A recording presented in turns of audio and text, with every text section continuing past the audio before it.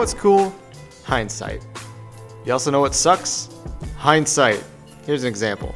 The opening move in this fight is the enemy Tracer blinking in and a straight assassinating our Zarya with her ult. So I'm just trying to keep a relatively safe position while the fighting starts to break out.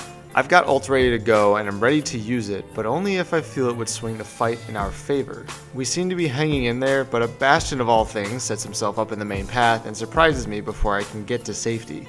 Coming back from spawn, the situation seems salvageable thanks to this pick on the Tracer and our Mei and Zarya still contesting.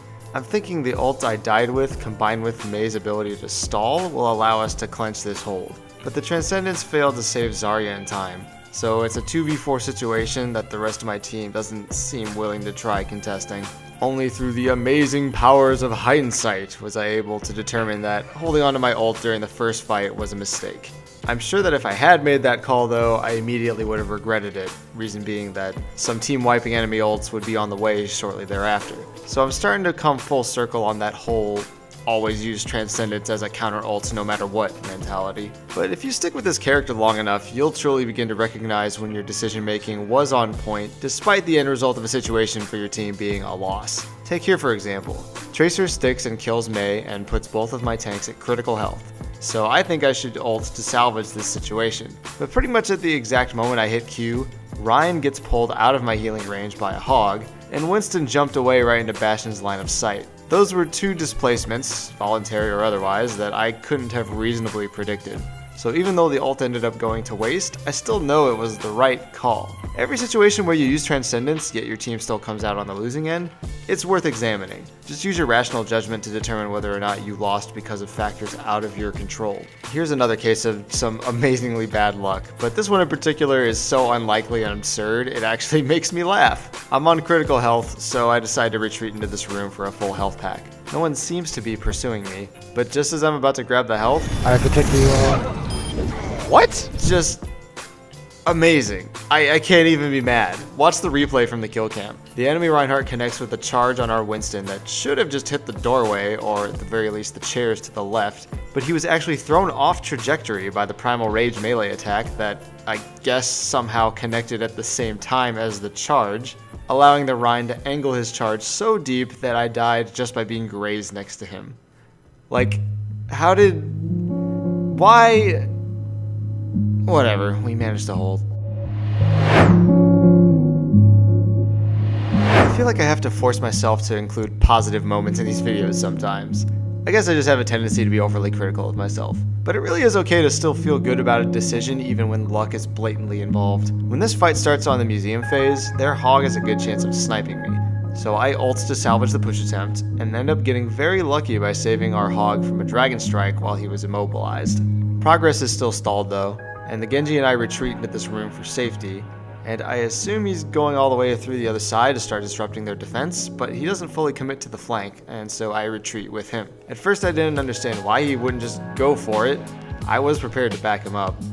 I find out why just a few seconds later. My ultimate is ready. Maybe backing myself into a corner wasn't the best idea. Here's the winning sequence for our team that our Genji kicked off by picking off the enemy Widow. All of my team except for the other support have committed to a flank, and with Widow dead, I feel okay traveling across this line of sight so I can meet up with and support my team appropriately. If the enemy Widow were still at large, I probably wouldn't have risked moving across the road without protection like that. But she was gone, so this plan worked out flawlessly.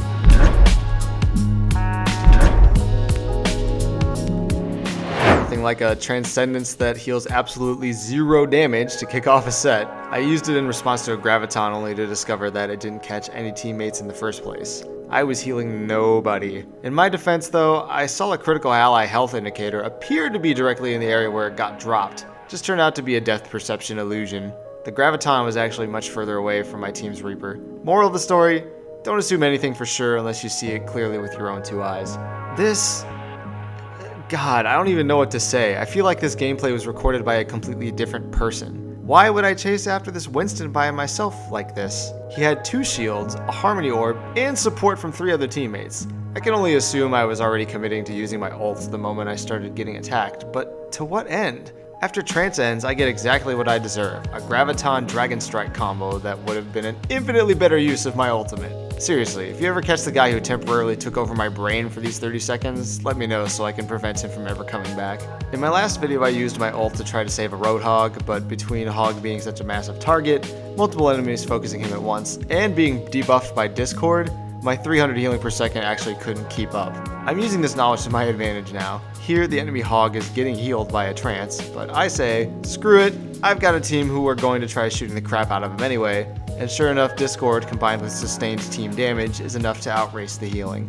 For the record, I think you should still try to damage enemies being healed by trance, even if you know you have no chance in hell of actually killing them, because that's just free ultimate charge for you, as long as your positioning is safe, of course. We go all the way to a 5th game here, ending with well, and in the closing moments here, with my teammates pushed so far forward, I'm in a prime position to just discord and help annihilate anyone desperately trying to squeeze themselves onto the objective to force overtime. And again, since it's now or never, I feel okay using Transcendence as a just-in-case precaution.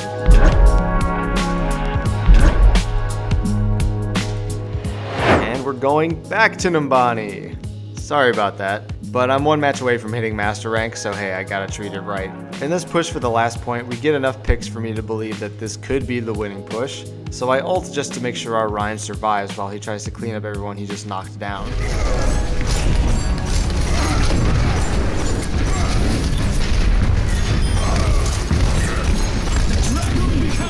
Very nice. Almost.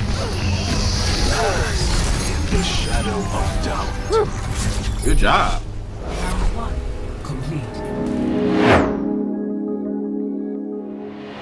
In a somewhat poetic moment, tying into the first match from the very first episode, a Genji goes after me while I'm isolated on the high ground on the first point of Numbani.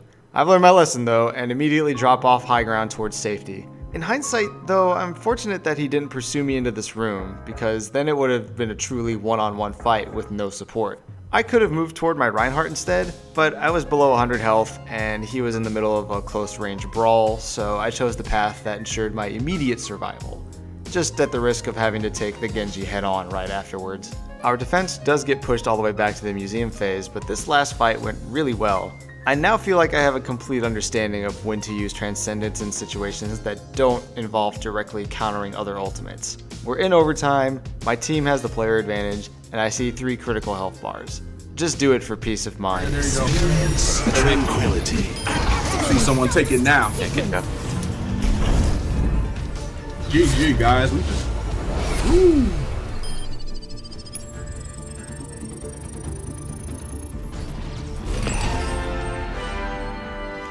A glimpse of mastery. So that means I can retire now, right? I get to take all this sweet, non-existent YouTube money and move to a private island and stuff. You know, like all the other esports athletes do. Shouts to my boy Crusher99, keeping it real. But yeah, we're not done yet. Still got a little less than 2 weeks to go for the end of the season, and I've still got to fight to keep this rank. Plus I'd like to do one last wrap-up video after it's all over, just to provide a summary of everything I've learned during this process and simplify it down to some digestible bullet points for you guys. I'm gonna be real though. Zenyatta's time in the competitive meta looks like it's about to come to an end for a while. Just about every other match I play involves teammates recommending the Ana-Lucio support combo above anything else, in any situation. Ana finally established herself as the top support even despite the nerfs to her ult charge rate.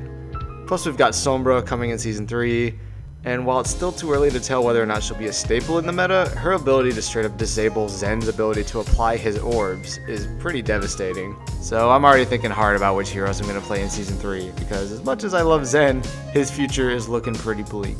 But hey, let's enjoy him while he lasts.